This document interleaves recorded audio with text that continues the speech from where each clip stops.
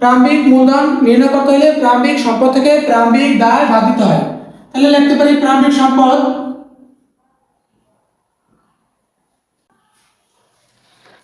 সম্পদ আছে আমার 5,50,000 টাকা। 5,50,000 5,50,000 টাকা হলো প্রারম্ভিক মূলধন। বাদ দেবো প্রারম্ভিক দায়, প্রারম্ভিক সম্পদ থেকে প্রারম্ভিক দায় বাদ দিতে হয়। প্রারম্ভিক দায় আছে 1,70,000 টাকা। 1,70,000 টাকা প্রারম্ভিক সম্পদ থেকে প্রারম্ভিক দায় বাদ দেবো। তাহলে বাইরে আমার প্রারম্ভিক মূলধন থাকলো 3,80,000 টাকা।